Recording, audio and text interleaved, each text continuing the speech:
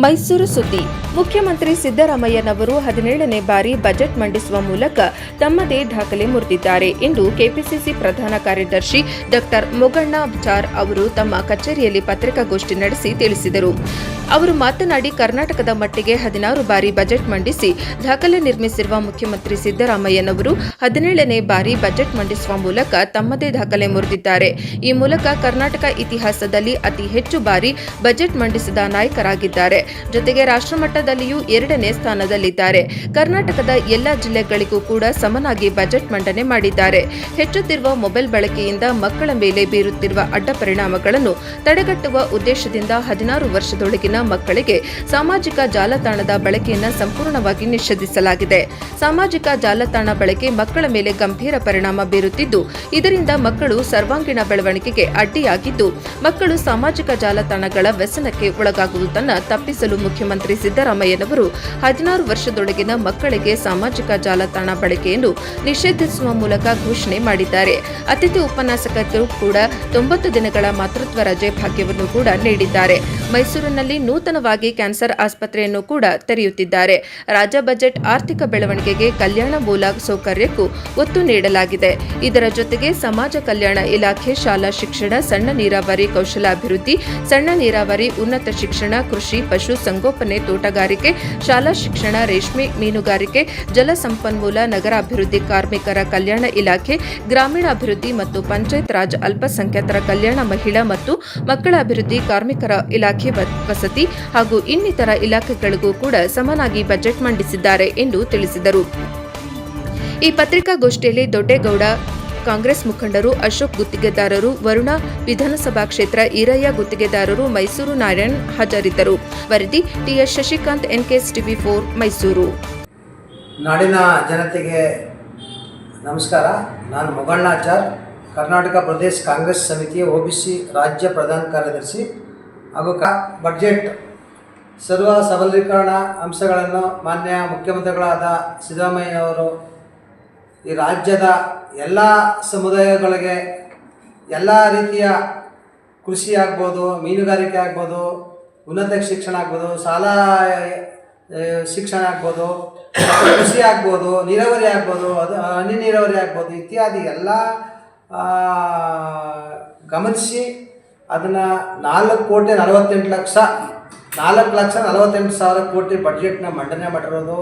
ಅದು ಅಲ್ಲದೆ 17ನೇ ಬಡ್ಜೆಟ್ ಮಾಡಿರೋದು ಭಾಳ ಐತಿಹಾಸಿಕ ಸಂದೇಶ ಅಂತ ಅನಿಸ್ತದೆ. ಒಬ್ಬ ಹಿಂದುಳಿದ ವರ್ಗದಿಂದ ಬಂದು ಈ ಥರ ಪ್ರಭಾವ ಇರುವಂಥ ಸಮುದಾಯಗಳ ಮುಂದೆ ಅವರು ಯಾವುದೇ ಕಾರಣಕ್ಕೂ ಎಲ್ಲೂ ಎಡಗದೇನೆ ಒಂದು ಉನ್ನತ ಆಡಳಿತ ಮಾಡ್ಕೊ ಬಂದಿರೋದು ಇತಿಹಾಸ ಅಂತಲೇ ಹೇಳ್ಬೋದು. ಇವತ್ತು ಹಿಂದುಳಿದ ನಾಯಕರಾದ ಸಿದ್ದರಾಮಯ್ಯ ಸಾಹೇಬರು ಅವರು ಇವತ್ತು ಎಲ್ಲ ಐತಿಹಾಸಿಕ ನಿರ್ಮಾಣ ಮಾಡೋರು 17ನೇ ಬಡ್ಜೆಟ್ ಮಂಡನೆ ಮಾಡಿ. ಈಗ ಅವ್ರಿಗೆ ಭಾಳ ತುಂಬ ಈ ಥರ ಹೈಲೈಟ್ ಮಾಡ್ತಾರೆ, ಐತಿಹಾಸಿಕ ಬಡ್ಜೆಟ್ ಮಾಡ್ತಾರೆ ಅಂತಲೇ ಅವ್ರಿಗೆ ತುಂಬ ತೊಂದರೆ ಕೊಟ್ಟರು. ಆದ್ರೂ ತಾಯಿ ಚಾಮುಂಡೇಶ್ವರಿ ಅವ್ರನ್ನ ಎಲ್ಲೂ ತೊಂದರೆಗೀಡಾಗದೇ ಅವ್ರಿಗೆ ಆಶೀರ್ವಾದ ಮಾಡಿದ್ದಾರೆ. ಇವತ್ತು ಎಲ್ಲ ಈ ಹಿಂದುಳಿದ ಸಮಾಜ ಇರ್ಬೋದು ಅಥವಾ ಅಹಿಂದ ಸಮಾಜಕ್ಕೆ ಅವರು ಅಪಾರವಾದಂಥ ಕೊಡುಗೆ ಕೊಟ್ಟು ಎಲ್ಲ ಯೋಜನೆಗಳು, 5 ಗ್ಯಾರಂಟಿ ಯೋಜನೆಗಳು, ಸಾರಿಗೆ ಮತ್ತು ವಿದ್ಯುತ್ತು ಮತ್ತು ಅನ್ನಭಾಗ್ಯ ಮತ್ತು ಈ ಗೃಹಲಕ್ಷ್ಮಿ ಇದೆಲ್ಲ ಕೊಟ್ಟರು ಕೂಡ ಅವರು ಯಾವುದೇ ಎಲ್ಲೂ ಒಂದು ತೊಂದರೆಗೆ ಮಾಡ್ಕೊಳ್ದೇ ಇವತ್ತು ಅಭಿವೃದ್ಧಿ ಅಧಿಕಾರದ ನಾಯಕರು ಅಂತ ಹೇಳಿದ್ದಾರೆ. ಅವರಿಗೆ ತುಂಬ ಹೃದಯದ ಧನ್ಯವಾದಗಳನ್ನ ತಿಳಿಸೋಕ್ಕೆ ಇಷ್ಟಪಡ್ತೀನಿ. ಜಯದೇವ ಹಾಸ್ಪಿಟ್ಲಿಗೆ 180 ಕೋಟಿ ಅನುದಾನ ಕೊಟ್ಟಿದ್ದಾರೆ, ಅದ್ರ ಬಗ್ಗೆ ಏನು ಹೇಳ್ತೀರಾ?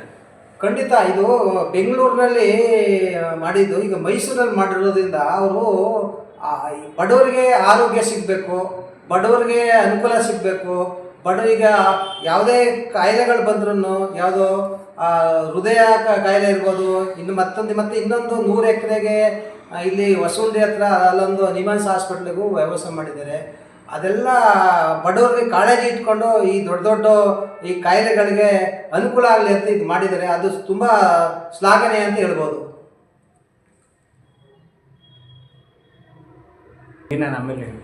ಹಾಗಾಗಿ ಇವತ್ತು ಎಲ್ಲ ಸಮಾಜಕ್ಕೆ ಎಲ್ಲ ಕೊಟ್ಟಿದ್ದಾರೆ. ಆದರೆ ಇನ್ನೊಂದು ಕೊರತೆ ಏನಂದರೆ ಮಾನ್ಯ ಮುಖ್ಯಮಂತ್ರಿಗಳು ಹಿಂದುಳಿದ ವರ್ಗಗಳ ಸಮಾಜಗಳು ಭಾಳ ಸಕ್ರಿಯವಾಗಿ ಕಾಂಗ್ರೆಸ್ ಪಕ್ಷಕ್ಕೆ ಕಾರ್ಯಕರ್ತರಾಗಿ ದುಡಿದಿದ್ದಾರೆ. ಅವ್ರಿಗೆ ಸ್ಥಾನಮಾನ ಇಲ್ಲದೇ ವಂಚಿತರಾಗಿದ್ದಾರೆ. ಮಾನ್ಯ ಮುಖ್ಯಮಂತ್ರಿಗಳು ನಮಗೆ ಯಾವ್ದಾರೋ ನಾವು ದುಡಿದಿದ್ದೀವಿ, ನಾವು ಕೆಲಸ ಮಾಡಿದ್ದೀವಿ, ನಮಗೆ ಸ್ಥಾನಮಾನ ಸಿಕ್ಕೇ ಸಿಗುತ್ತೆ ಅಂತ ನಿರೀಕ್ಷೆಯಲ್ಲಿದ್ದಾರೆ. ಸನ್ಮಾನ್ಯ ಮುಖ್ಯಮಂತ್ರಿಗಳು ಹಾಗೂ ಉಪಮುಖ್ಯಮಂತ್ರಿಗಳು ಇವರೆಲ್ಲ ದುಡಿದಿರುವಂಥ ಹಿಂದುಳಿದ ಸಮಾಜಕ್ಕೆ ಮತ್ತು ಅಧಿಕಾರ ಸ್ಥಾನಮಾನ ಕೊಡಬೇಕು ಅಂತ ತಮ್ಮಲ್ಲಿ ಕೈ ಮುಗಿದು ಮಾತಾಡ್ತೀನಿ. ಮೊಗಣ್ಣಾಚಾರ್ BPL ಕಾರ್ಡ್ನವ್ರಿಗೆ ಇಂದಿರಾ ಕಿಟ್ ಅಂತ ಕೂಡ ಕೊಡ್ತಾ ಇದ್ದಾರೆ. ಖಂಡಿತ ಅದು ಒಳ್ಳೆಯದೇ. ಯಾಕೆಂದರೆ ಈಗ ಇಂದಿರಾ ಕಿಟ್ಟು ಅಂತ ಕೊಡುವಂಥದ್ದು ಈಗ ಅಕ್ಕಿ ಮತ್ತು ದವಸ ಧಾನ್ಯ ಕೊಟ್ಟರೆ ಅದು ಮಿಕ್ಕದ್ದು ಈ ಕಾಳುಗಳು ಮತ್ತು ಎಣ್ಣೆಗಳು ಇವೆಲ್ಲ ಪ್ಯಾಕೇಜ್ ಮಾಡಿದ್ದಾರೆ ಅನ್ನೋದೊಂದು ಗೊತ್ತಾಗೋದು ಭಾಳ ಖುಷಿ ಆಗುತ್ತೆ. ತುಂಬ ಜನಗಳಿಗೆ ಇದು ಆರೋಗ್ಯ ಪೌಷ್ಟಿಕ ಆಹಾರ ಕೊಡುವಂಥದ್ದು ಇದು ಒಳ್ಳೆಯ ಉತ್ತಮವಾದ ಅದು ಸೌಲಭ್ಯ ಕೊಡ್ತಾ ಇರೋದು ಅದೊಂದು ಭಾಗ್ಯ ಅಂತ ಹೇಳ್ಬೋದು. ಅದೊಂದು ಗ್ಯಾರಂಟಿಗೆ ಸೇರ್ಕೊತದೆ. ಬ್ಯಾಕ್ಲಾಗ್ ಹುದ್ದೆ ಕೂಡ ಭರ್ತಿ ಮಾಡ್ತಾ ಇದ್ದಾರೆ. ಖಂಡಿತ 2.5 ಲಕ್ಷದ ಜನಸಂಖ್ಯೆನ ಇವತ್ತು ಅಧಿಕಾರದ ವಂಚಿತರ ನಿರುದ್ಯೋಗಿಗಳಿಗೆ ಅಧಿಕಾರ ಕೊಡ್ತಾ ಇದ್ದಾರಲ್ಲ, ಅದು ಯಾರು ಮಾಡ್ದಂಥ ಕೆಲಸ. ಇಷ್ಟೆಲ್ಲ ಬೇರೆ ವಿರೋಧ ಪಕ್ಷದವರು ಅದು ಮಾಡ್ತಾ ಇಲ್ಲ, ಇದು ಮಾಡ್ತಾ ಇಲ್ಲ, ಇದೆಲ್ಲ ಕಣ್ಣು ಕಾಣ್ತಾ ಇಲ್ವ ಅವ್ರಿಗೆ ಎಲ್ಲ ಅಭಿವೃದ್ಧಿನೂ ಮಾಡ್ತಾ ಇದ್ದಾರೆ, ಎಲ್ಲ ಭಾಗ್ಯಗಳನ್ನೂ ಕೊಡ್ತಾ ಇದ್ದಾರೆ, ಎಲ್ಲ ಗ್ಯಾರಂಟಿಗಳನ್ನೂ ಕೊಡ್ತಾ ಇದ್ದಾರೆ. ಎಲ್ಲಿ ಕೆಲಸ ನಿಂತಿದೆ ಹೇಳಿ? ಕೆಲಸಗಳನ್ನ ಇವರು ಹಿಂದೆ ಎಲೆಕ್ಷನ್ ಟೈಮ್ನಲ್ಲಿ 1000 ಕೋಟಿ ಟೆಂಡರ್ನ ಕೊಟ್ಬಿಟ್ಟು ರೋಡ್ಗಳು ಮಾಡೋಕ್ಕೆ ಅವ್ರಿಗೆ ಬಿಲ್ ಕೊಡ್ದೇ ಹೊಟ್ಟೋಗ್ಬಿಟ್ರು. ಇವರು ಕಿಕ್ ಬ್ಯಾಂಕ್ ಎತ್ಕೊಂಡು ಹೊಟ್ಟೋದ್ರು ಎಲೆಕ್ಷನ್ ದುಡ್ಡು ಬೇಕು ಅಂತ. ಆದರೆ ಆ ದುಡ್ಡುಗಳೆಲ್ಲ ನೀವು ತೀರಿಸ್ತಾ ಇದ್ದಾರೆ. ಇವತ್ತು ಇಡೀ ನಮ್ಮ ಭಾರತದಲ್ಲಿ ನಂಬರ್ 1 ಕರ್ನಾಟಕ ನಂಬರ್ 1 ಮುಖ್ಯಮಂತ್ರಿ ಅಂದರೆ ಸಿದ್ದರಾಮಯ್ಯನವರೇ. ಅವರ ಅಧ್ಯಕ್ಷತೆ, ಅವರ ಆಡಳಿತದಲ್ಲಿ ತುಂಬ ಯಾರೂ ಎಲ್ಲೂ ಇದನ್ನು ಇಡೀ ರಾಷ್ಟ್ರದಲ್ಲಿ ಇವ್ರನ್ನ ಒಂದು ಉನ್ನತ ಮುಖ್ಯಮಂತ್ರಿ ಅಂತ ಬಿರುದು ಕೊಡೋಕ್ಕೆ ಎಲ್ಲ ರೆಡಿ ಮಾಡ್ಕೊಂಡಿದ್ದಾರೆ. ಅನ್ನೂರು ನೀರಾವರಿ ಯೋಜನೆಗೆ 490 ಕೋಟಿ ಘೋಷಣೆ ಮಾಡಿದ್ದಾರೆ. ಖಂಡಿತ ಅಲ್ಲಿ ಕೊಡಬೇಕು. ಯಾಕೆಂದರೆ ಅನ್ನೂರು ಕ್ಷೇತ್ರ ಬರೀ ಬರಗಾಡ ಕ್ಷೇತ್ರ, ಅಲ್ಲಿ ನೀರಾವರಿನೇ ಗೊತ್ತಿಲ್ಲ ಅವ್ರಿಗೆ. ಅಲ್ಲಿ ಕೊಡ್ತಾ ಇರೋದು ಇದೆಯಲ್ಲ ತುಂಬ, ಅಲ್ಲಿ ಅವರು ಈಗ ಪುನರ್ಜನ್ಮ ಅಲ್ಲಿ ಇವ್ರು ನೀರಾವರಿ ಮಾಡಿರೋದ್ರಿಂದ, ನೀರಾವರಿ ಕೊಟ್ಟಿರೋದ್ರಿಂದ, ಪಾಪ ಅಲ್ಲಿ ಬರಗಾಡಿರೋದ್ರಿಂದ ನೀರಾವರಿ ಕೊಡ್ತಾ ಇರೋದು ತುಂಬ ಉತ್ತಮವಾದ ಕೆಲಸ. ಅವರು ಬಡವರ ಮೇಲೆ ಕಾಳಜಿ ಇದೆ ಅನ್ನೋ ಉದ್ದೇಶಕ್ಕೆ ಇದೊಂದೇ ಸಾಕ್ಷಿ ಅಂತ ಹೇಳ್ಬೋದು. ಇದನ್ನು ಹೊರತುಪಡಿಸ್ದಂಗೆ 16 ವರ್ಷದ ಮಕ್ಕಳಿಗೆ ಅಂತರ್ಜಲ ನಿಷೇಧ ಮಾಡಿದ್ದಾರೆ. ಅದು ತಮ್ಮ ಸರಿ ಅನ್ನಿಸ್ತಾ ಇದೆಯಾ? ಅಂತರ್ಜಲ ಅಲ್ಲ, ಇದು ಸಮಾಜ.